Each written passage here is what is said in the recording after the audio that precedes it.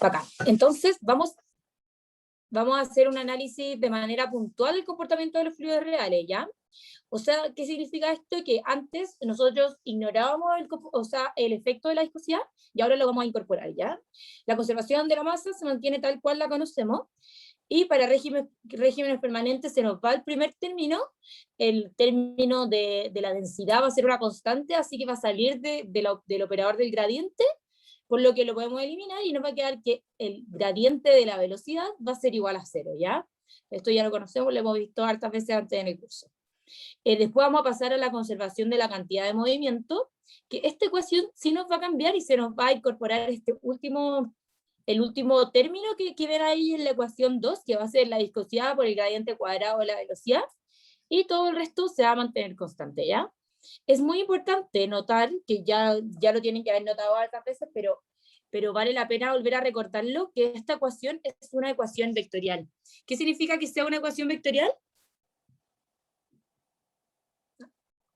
Bueno, ahí sale, pero si alguien me lo quiere decir.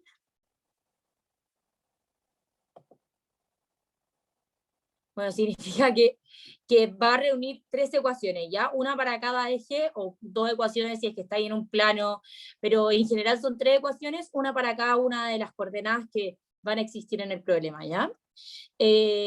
Además, para cada coordenada van a haber diferentes gradientes de presión, que en general el gradiente de presión va a estar en una única dirección, y las fuerzas básicas por lo general van a actuar en una única dirección, que por lo general la única fuerza básica presente va a ser la fuerza de gravedad, que actúa en una dirección hacia abajo en el eje Z, ¿ya?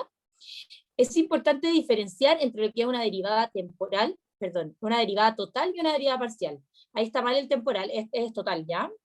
Acabo el cuento. ¿Qué significa una derivada total? Una derivada total incluye cómo va a variar el problema, o cómo va a variar cómo va a variar la situación en el tiempo y cómo va a variar la situación en el espacio, ¿ya? Lo que es temporal se incluye en la primera derivada, y lo que es espacial se incluye en la segunda derivada, que es velocidad por gradiente, por el término que estamos derivando, ¿ya?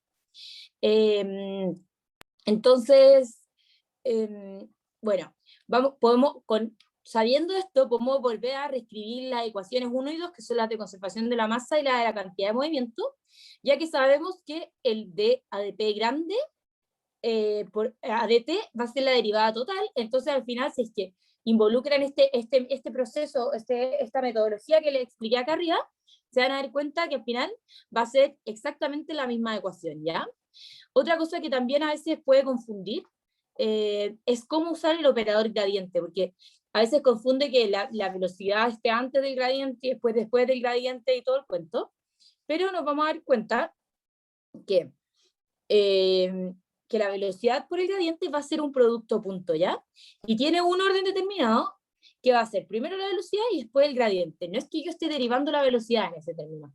Entonces, cuando hay un paréntesis que sale la velocidad por el gradiente, ustedes ponen primero cada uno de los términos del vector velocidad multiplicado por cada uno de los términos del vector gradiente, que el vector gradiente es dA de X, dA de Y y dA de Z.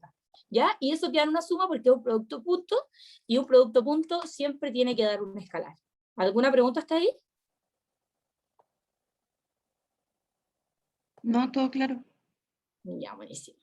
Entonces resolvemos el típico que sale la velocidad por el gradiente en paréntesis por la velocidad, y como el primer término, que es un paréntesis, va a ser un escalar, y el segundo término es un vectorial, o sea, un vector, nosotros vamos a dividir esta multiplicación en 3 términos, ¿ya?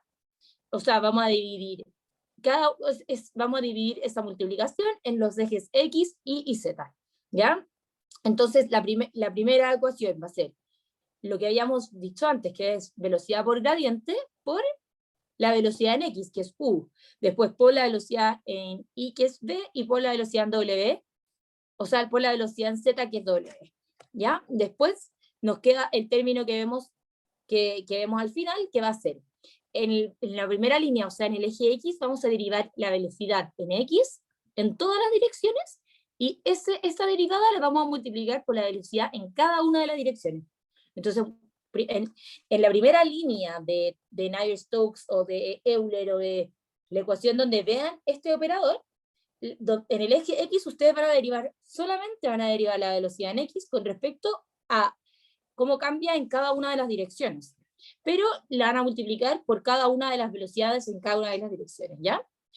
Y finalmente desarrollando Navier-Stokes para cada una de las coordenadas, como una ecuación grande, te van a quedar estas ecuaciones que van a ser las que vamos a utilizar, las que generalmente llegamos y ponemos en las pruebas, o las que usamos ahora en la ayudantía también, ¿ya? Este resumen lo van a tener arriba, así que voy a cambiar ahí el derivado total, para que esté bueno, pero lo van a tener en el resumen, ¿ya? También tenemos que en coordenadas cilíndricas, esto en verdad es para que lo tengan ustedes nomás, estas van a ser las ecuaciones, ¿ya? Entonces, que también las vamos a usar en este problema, y que muchas veces ponen problemas en los exámenes y pruebas que se relacionan con ecuaciones cilíndricas, ¿ya? Y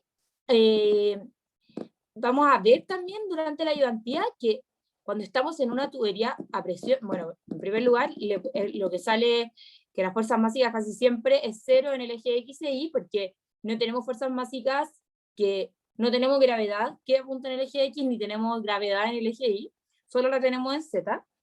O sea, no hay ninguna aceleración externa que haga fuerzas masivas.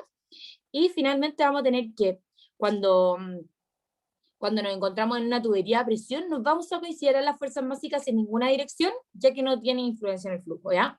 Esto es muy importante que lo entiendan, pero lo voy a explicar durante el problema 2, porque ahí se va a entender más fácilmente.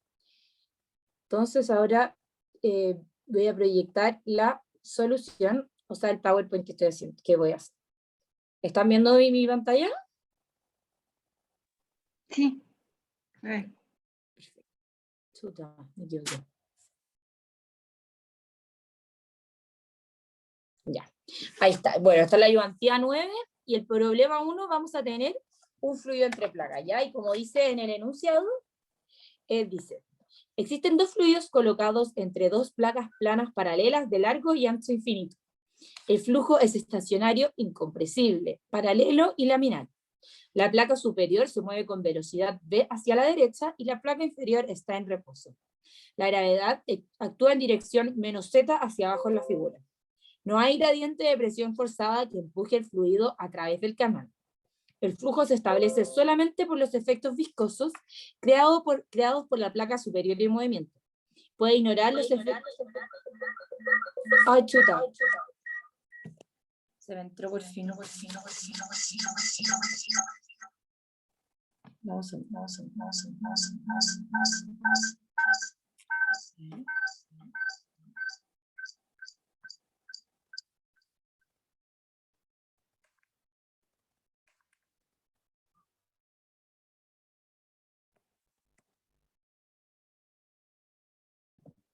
Bueno, me voy a meter por el computador que se me metió.